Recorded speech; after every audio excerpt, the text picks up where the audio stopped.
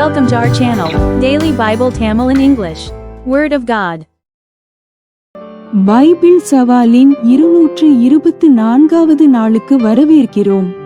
இன்று நாம் உன்னத பாட்டு புத்தகத்தின் 4 முதல் 6 வரை வாசிக்கிறோம்.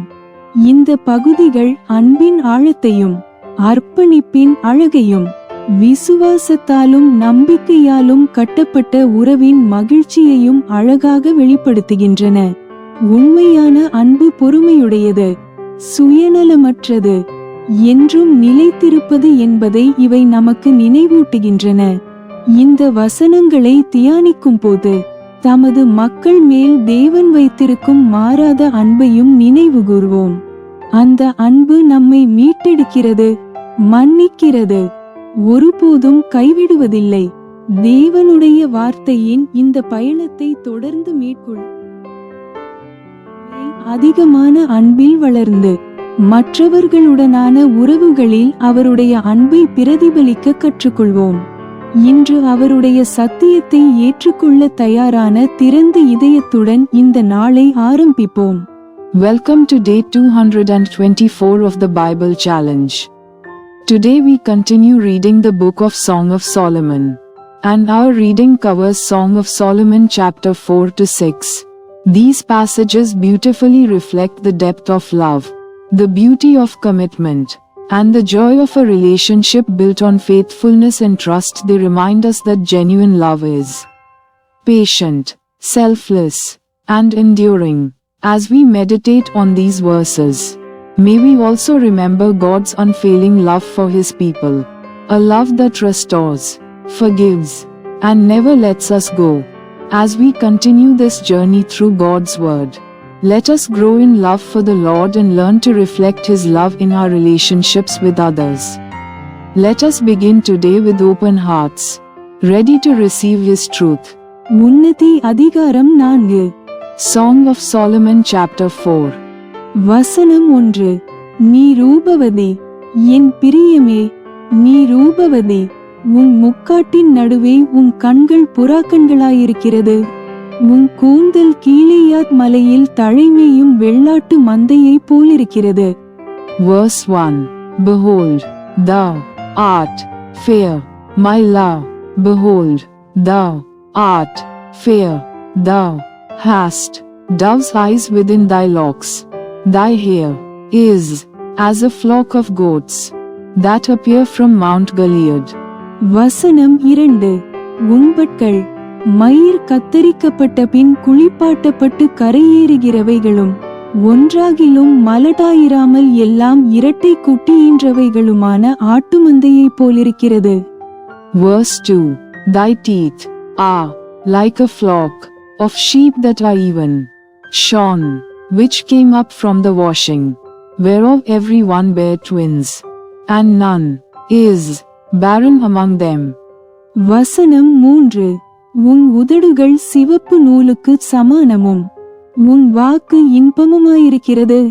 உன் முக்காட்டின் நடுவே உன் கன்னங்கள் வெடித்த மாதளம்பழம் போலிருக்கிறது. Verse 3.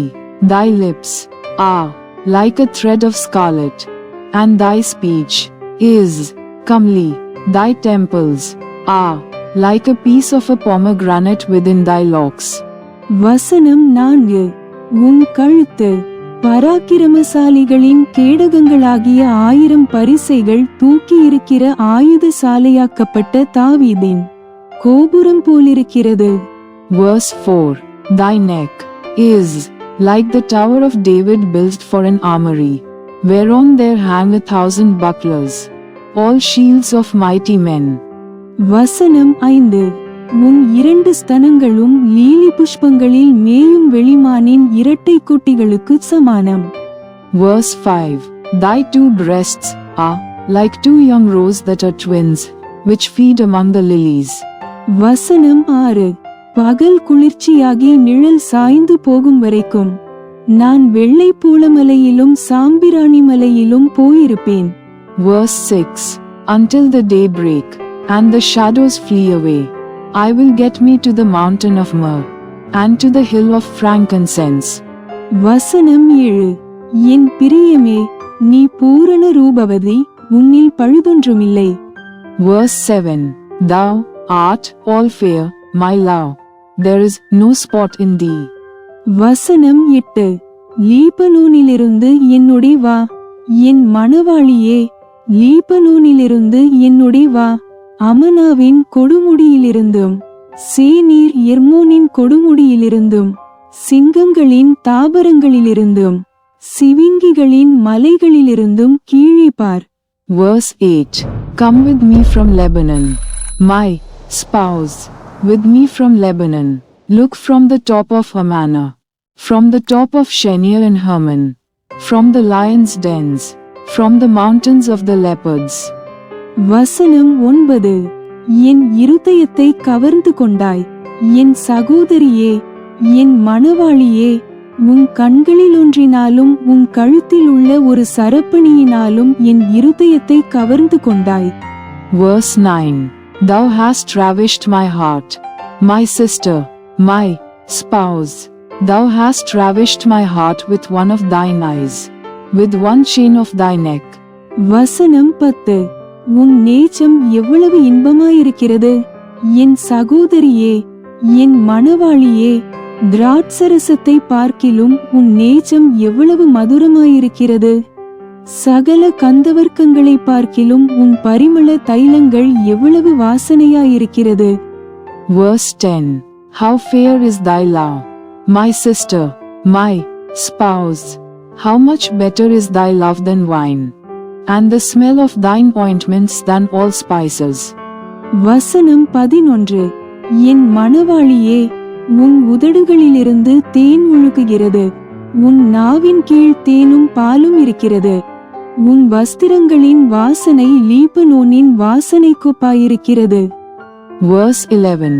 Thy lips, O my spouse, drop as the honeycomb, honey and milk are under thy tongue, and the smell of thy garments is like the smell of Lebanon. வசனம் 12. என் சகோதரியே, என் மணவாளியே, நீ அடைக்கப்பட்ட தோட்டமும் மறைவு கட்டப்பட்ட நீரூற்றும் முத்திரிக்கப்பட்ட கிணறுமாயிருக்கிறாய். Verse 12. A garden enclosed is my sister, my spouse, a spring shut up, a fountain sealed. வசனம் 13. உன் தோட்டம் மாதளஞ்செடிகளும் அருமையான கனிமரங்களும் மருதோன்றி செடிகளும் நலது செடிகளும். Verse 13. Thy plants are an orchard of pomegranates, with pleasant fruits, camphire, with spikenard. வசனம் 14. நளதமும் குங்குமமும் வசம்பும் லவங்கமும் சகலவித தூபவர்க்க மரங்களும் வெள்ளைப்பூளச் செடிகளும் சந்தன விருட்சங்களும் சகலவித கந்தவர்க்கச் செடிகளும் உள்ள சிங்கார வனமாயிருக்கிறது. Verse 14. Spikenard and saffron, calamus and cinnamon, with all trees of frankincense, myrrh and aloes, with all the chief spices. வசனம் 15. தோட்டங்களுக்கு நீரூற்றும் ஜீவதண்ணீரின் துறவும் லீபனோனிலிருந்து ஓடிவரும் வாய்க்கால்களும் உண்டாயிருக்கிறது. Verse 15. A fountain of gardens, a well of living waters, and streams from Lebanon. வசனம் 16. வாடையே, எழும்பு, தென்றலே, வா, கந்தப்பிசின்கள் வடிய என் தோட்டத்தில் வீசு.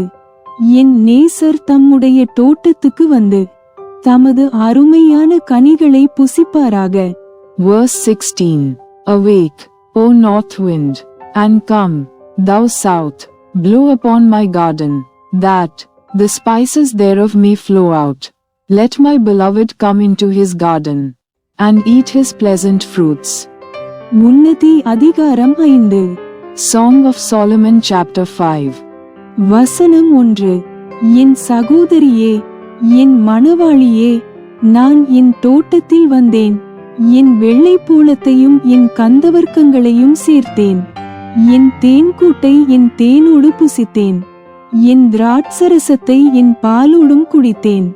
சிநேகிதரே, புசியுங்கள், பிரியமானவர்களே, குடியுங்கள், பூர்த்தியாய் குடியுங்கள்.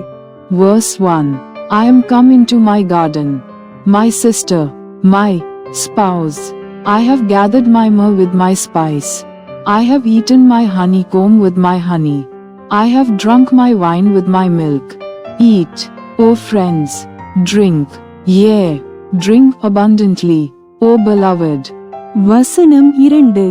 நான் நித்திரை பண்ணினேன், என் இதயமோ விழித்திருந்தது. கதவை தட்டுகிற என் நேசரின் சத்தத்தை கேட்டேன். என் சகோதரியே, என் பிரியமே, என் புறாவே, என் உத்தமியே, கதவை திற. என் தலை பனியினாலும் என் தலைமயிர் இரவில் பெய்யும் தூறலினாலும் நனைந்திருக்கிறது என்றார். Verse 2. I sleep, but my heart waketh. It is the voice of my beloved that knocketh, saying, Open to me, my sister, my love, my dove, my undefiled. For my head is filled with dew, and my locks with the drops of the night. வசனம் 3. என் வஸ்திரத்தை கழற்றி போட்டேன், நான் எப்படி அதை திரும்பவும் உடுப்பேன்? என் பாதங்களை கழுவினேன், நான் எப்படி அவைகளை திரும்பவும் அழுக்காக்குவேன் என்றேன். Verse 3. I have put off my coat. How shall I put it on? I have washed my feet. How shall I defile them? வசனம் 4.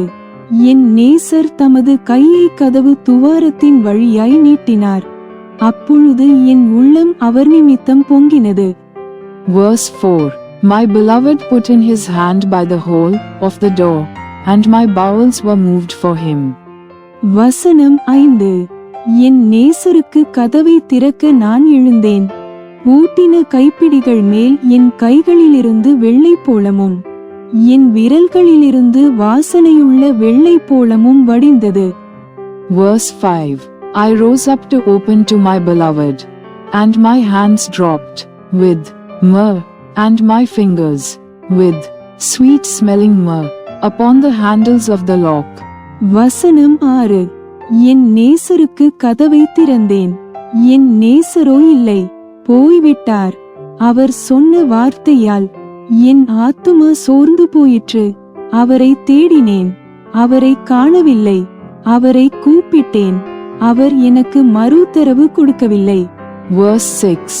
I opened to my beloved, but my beloved had withdrawn himself, and was gone. My soul failed when he spake. I sought him, but I could not find him. I called him, but he gave me no answer. வசனம் 7. நகரத்தில் திரிகிற காவலாளர் என்னை கண்டு என்னை அடித்து என்னை காயப்படுத்தினார்கள். அலங்கத்தின் காவற்காரர் என் மேலிருந்த என் போர்வையை எடுத்துக்கொண்டார்கள். Verse 7. The watchmen that went about the city found me. They smote me, they wounded me. The keepers of the walls took away my veil from me. வசனம் 8. எருசலேமின் குமாரத்திகளே, என் நேசரை கண்டீர்களானால் நான் நேசத்தால் சோகமடைந்திருக்கிறேன் என்று அவருக்குச் சொல்லும்படி உங்களை ஆணையிடுகிறேன்.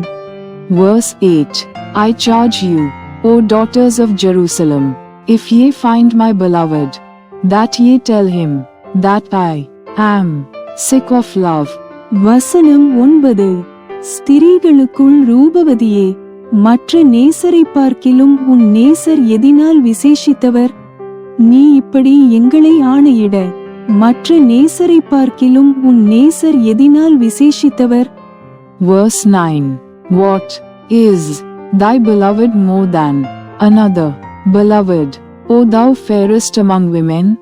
What is thy beloved more than another beloved, that thou dost so charge us? வசனம் 10. என் நேசர் வெண்மையும் சிவப்புமானவர், 10,000 பேர்களில் சிறந்தவர். Verse 10. My beloved is white and ruddy, the chiefest among 10,000. வசனம் 11. அவர் தலை தங்கமயமாயிருக்கிறது, அவர் தலைமயிர் சுருள் சுருளாயும் காகத்தை போல் கருமையாயும் இருக்கிறது. Verse 11. His head is as the most fine gold, his locks are bushy and black as a raven. வசனம் 12. அவருடைய கண்கள் தண்ணீர் நிறைந்த நதிகளின் ஓரமாய் தங்கும் புறாக்கண்களுக்கு ஒப்பானவைகளும் பாலில் கழுவப்பட்டவைகளும் நேர்த்தியாய் பதிக்கப்பட்டவைகளுமாயிருக்கிறது. Verse 12. His eyes are as the eyes of doves by the rivers of waters, washed with milk, and fitly set. வசனம் 13. அவர் கன்னங்கள் கந்தவர்க்க பாத்திகளைப் போலவும் வாசனையுள்ள புஷ்பங்களைப் போலவும் இருக்கிறது. அவர் உதடுகள் லீலி புஷ்பங்களைப் போன்றது. வாசனையுள்ள வெள்ளை போலம் அதிலிருந்து வடிகிறது. Verse 13. His cheeks are as a bed of spices, as sweet flowers. His lips like lilies, dropping sweet smelling myrrh. வசனம் 14. அவர் கரங்கள் படிகப்பச்சை பதித்த பொன்வளையல்களைப் போலிருக்கிறது. அவர் அங்கம் இந்திரநீல இரத்தினங்கள் இழைத்த பிரகாசமான யானை தந்தத்தை போலிருக்கிறது.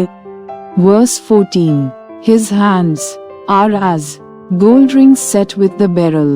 His belly is as bright ivory overlaid with sapphires. வசனம் 15. அவர் கால்கள் பசும்பொன் ஆதாரங்களின் மேல் நிற்கிற வெள்ளைக்கல் தூண்களைப் போலிருக்கிறது. அவர் ரூபம் லீபனோனைப் போலவும் கேதுருக்களைப் போலவும் சிறப்பாயிருக்கிறது. Verse 15. His legs are as pillars of marble, set upon sockets of fine gold. His countenance is as Lebanon, excellent as the cedars. வசனம் 16. அவர் வாய் மிகவும் மதுரமாயிருக்கிறது. அவர் முற்றிலும் அழகுள்ளவர். இவரே என் நேசர். எருசலேமின் குமாரத்திகளே, இவர் என் சிநேகிதர். Verse 16. His mouth is most sweet, yea, he is altogether lovely. This is my beloved, and this is my friend, O daughters of Jerusalem. Unnati அதிகாரம் 6. Song of Solomon chapter 6. வசனம் 1. உன் நேசர் எங்கே போனார்? ஸ்திரீகளில் ரூபவதியே, உன் நேசர் எவ்விடம் போய்விட்டார்? உன்னோடே கூட நாங்களும் அவரை தேடுவோம். Verse 1. Whither is thy beloved gone, O thou fairest among women? Whither is thy beloved turned aside, that we may seek him with thee? வசனம் 2. தோட்டங்களில் மேயவும் லீலி புஷ்பங்களை கொய்யவும் என் நேசர் தமது தோட்டத்துக்கும் கந்தவர்க்க பாத்திகளுக்கும் போனார். Verse 2. My beloved is gone down into his garden, to the beds of spices, to feed in the gardens, and to gather lilies. வசனம் 3. நான் என் நேசருடையவள், என் நேசர் என்னுடையவர், அவர் lily புஷ்பங்களுக்குள்ளே மேய்க்கிறார். Verse 3. I am my beloved's, and my beloved is mine, he feedeth among the lilies. வசனம் 4. என் பிரியமே, நீ திர்சாவை போல் செழுந்தரியமும் எருசலேமை போல் வடிவமும் கொடிகள் பறக்கும் படையைப் போல் கெடியுமானவள். Verse 4. Thou art beautiful, O my love, as Tirzah, comely as Jerusalem, terrible as an army with banners. வசனம் 5. உன் கண்களை என்னை விட்டு திருப்பு, அவைகள் என்னை வென்றது. உன் அழகபாரம் கீலேயாத் மலையிலே தழைமேயும் வெள்ளாட்டு மந்தையைப் போலிருக்கிறது. Verse 5. Turn away thine eyes from me, for they have overcome me. Thy hair is as a flock of goats that appear from Gilead. வசனம் 6. உன் பற்கள் குளிப்பாட்டப்பட்டு கரையேறுகிறவைகளும் ஒன்றானாலும் மலடாயிராமல் இரட்டை குட்டியின்றவைகளுமான ஆட்டு மந்தையைப் போலிருக்கிறது. Verse 6.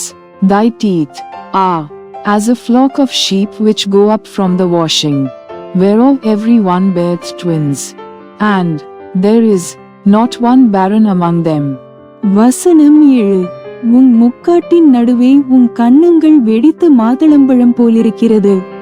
Verse 7. As a piece of a pomegranate are thy temples within thy locks. வசனம் 8. ராஜஸ்திரீகள் 60 பேரும் மறுமனையாட்டிகள் 80 பேரும் உண்டு, கன்னியருக்கு தொகையில்லை. Verse 8.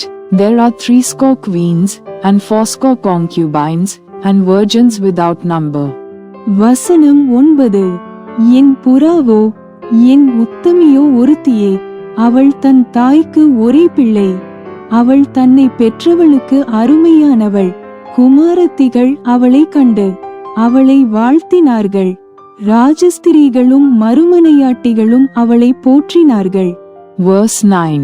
My dove, my undefiled is but one, she is the only one of her mother, she is the choice one of her that bare her. The daughters saw her, and blessed her, yea, the queens and the concubines, and they praised her. வசனம் 10. சந்திரனைப் போல் அழகும், சூரியனைப் போல் பிரகாசமும், கொடிகள் பறக்கும் படையைப் போல் கெட்டியும் உள்ளவளாய், அருணோதயம் போல் உதிக்கிற இவள் யார்? Verse 10. Who is she that looketh forth as the morning, fair as the moon, clear as the sun, and terrible as an army with banners? வசனம் 11. பள்ளத்தாக்கிலே பழுத்த கனிகளை பார்க்கவும், திராட்சைச் செடிகள் துளிர்விட்டு மாதளஞ்செடிகள் பூத்ததா என்று அறியவும் வாதுமை தோட்டத்துக்கு போனேன். Verse 11. I went down into the garden of nuts to see the fruits of the valley, and to see whether the vine flourished, and the pomegranates budded. வசனம் 12. நினையாததுக்கு முன்னே என் ஆத்துமா என்னை அம்மினதாபின் இரதங்களுக்கு ஒப்பாக்கிற்று. Verse 12. Or ever I was aware, my soul made me like the chariots of Amminadab. வசனம் 13. திரும்பி வா, திரும்பி வா, சூலமித்தியே, நாங்கள் உன்னை பார்க்கும்படிக்கு திரும்பி வா, திரும்பி வா. சூலமித்தியில் நீங்கள் என்னத்தை பார்க்கிறீர்கள்? அவள் 2 சேனையின் கூட்டத்துக்கு சமானமானவள். Verse 13. Return, return, O Shulamite, return, return, that we may look upon thee. What will ye see in the Shulamite? As it were the company of 2 armies.